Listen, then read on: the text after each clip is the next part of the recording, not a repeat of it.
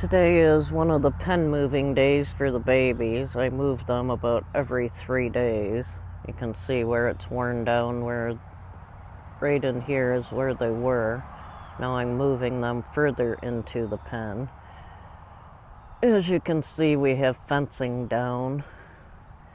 We had put up this temporary fence all around the chicken and duck area last year before we went to Florida, because we were losing chickens left and right. We have not lost any since I take that back. We lost one to an overhead predator since then. And some to a dog, but that was not through the fault of the fence. So we do plan on moving the perimeter to an extent because my raspberries are in here right now, and we don't want those in here. But we have not gotten around to moving the fence and putting gates in with everything else going on.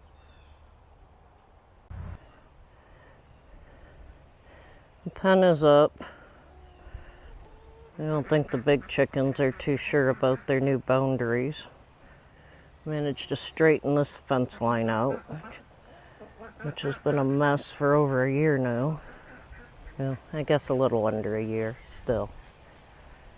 And here's the baby's new pen.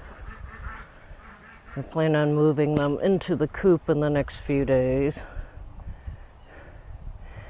Added smaller wire along the bottom of the dog pen, just to make sure they don't go visit the dogs. So I definitely do not trust the dogs with them. Bailey would probably be fine, Tanner not at all.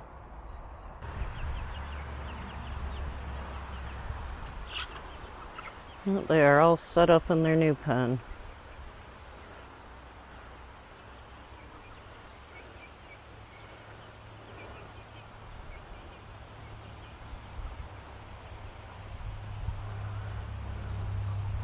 This should last 2 or 3 days, and then I am hoping to integrate them with the older chickens.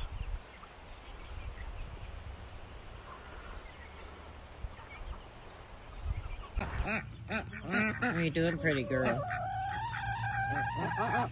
Charlotte is handicapped from a raccoon attack that crawled in through the soffit of our coop.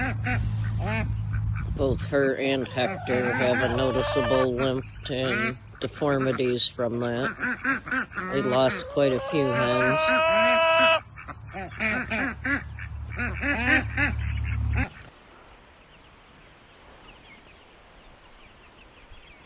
What are you doing out? Got 2 of the big girls in there right now jumped in. They seem to be doing all right with them. Chasing them a little bit.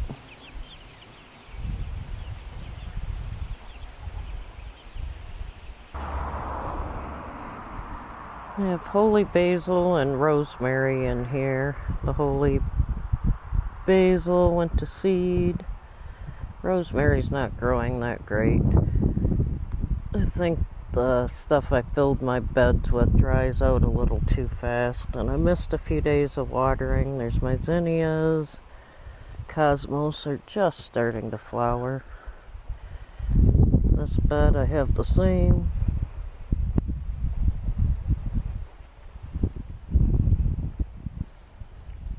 Raised bed garden we just started this year, where we had to cut down a bunch of dead pines. This is my apple mint. Over here I have horseradish that came from my grandmother's house many years ago. Egyptian walking onions I transplanted from out back as well. Those were from another friend. We have Jerusalem artichokes here. This was my first year doing them. I gave them a whole bed. I've got a mixture over here. Some of my seeds didn't come up, but I transplanted 2 of my sage plants and 1 of my lovage plants over here. Then we have 2 stevia plants. Trying those this year. Back here we have bachelor's buttons. Over here we have marshmallow and columbine that I tried to start from seed. Looks like these are getting eaten by something. The lovage took off really well. I actually have multiple plants there I need to separate yet. I have moved a couple of them. Over here we have mint, thyme, lavender, sage, little dragonfly that came to visit us. He's pretty cute. Hi, little guy. These are the 3 pepper plants we bought this year. Everything else was started from seed, or we bought seed potatoes or slips for the sweet potatoes. Everything else was started from seed this year, which is new for us. Usually I go out and buy flats of plants because I don't want to deal with trying to start them all. We started some cucumbers late over here with some peach nasturtiums. They are growing really well. I planted peach nasturtiums here though as well, and they did not take off in this bed. In this bed we have beets and carrots. These carrots I covered as they recommend and kept them covered until they sprouted.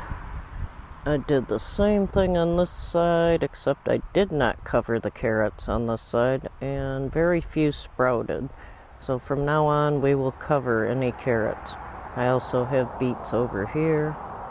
Probably have not thinned these enough. Over here we had 2 cabbages that I started from seed, and they were beautiful until the cabbage worms got them, and I ended up pulling them. This is a jalapeno we started from seed. One of the tomatoes we kept up here. We have calendula right here. No, the zucchini I threw in there did start. We have some dill. These are my dinner plate dahlias. This is my first year growing them, and they shipped them to me kind of late for planting, so we will see how they do this year. Over here, I am really impressed with my sweet potatoes.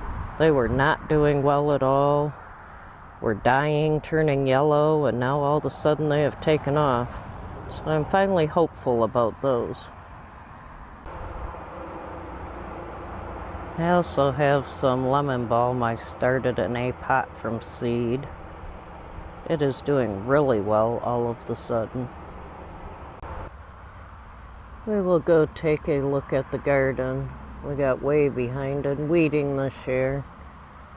Between my fibromyalgia and Bobby's back problems, we struggle to do a lot of this, but I don't want to not do it either.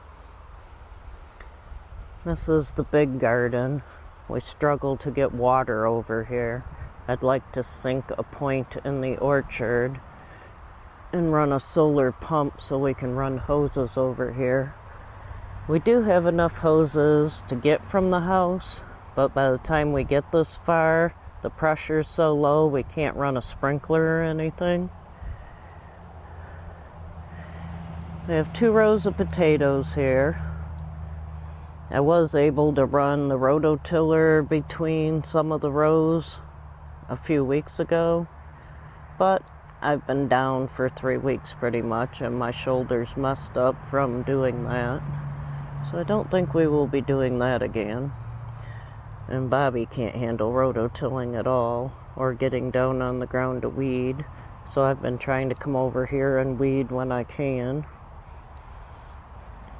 I know some of you probably wonder why we try when we're so physically limited, but the way I look at it, I'm not going to stop trying to do things. I enjoy doing these things. I like growing our own food.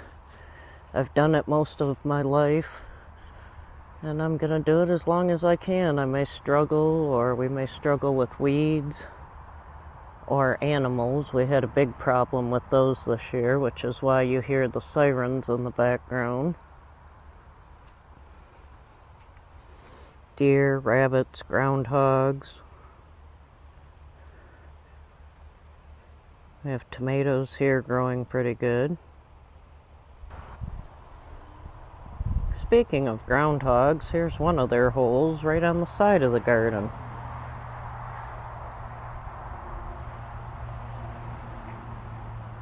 We threw a bunch of rotten eggs down in there and filled it back in, and he threw the dirt back out.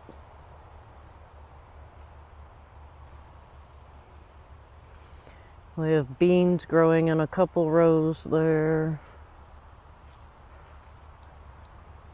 Cucumbers in this row. 3 rows of tomatoes. Everything in this garden we started from seed this year. Seed potatoes for the potatoes. This is the first year I've ever done an entire garden from seed. The tomatoes I did start in the house. We have zucchini and summer squash in this row. More squash and melons in these rows. These have just totally been taken over by weeds. These are all pumpkins, melons. We do have one row of cucumbers over here because we ran out of corn seed. And as you can see, our corn did not get very high because we couldn't get water over here, and it's been pretty dry. We'll still get some corn, but it's not going to be like it could have been. That's a look at where we are right now in the garden. If anyone is interested in growing cherry tomatoes in pots, I would try patio cherry tomatoes, because these things are just loaded. I have never grown them before, and you couldn't fit more tomatoes on these. They are very small and have tons of tomatoes. This is one of our patches of wild elderberries, and it is just loaded. I'm going to have to get out here and pick some of them before the birds get them. We have 5 different patches of wild ones, and then one we planted. All of the berries seem to be ripe right now. Our blackberries, blueberries, and raspberries are ripe as well. There's still a lot of green berries too. This is the first patch that's starting to turn purple.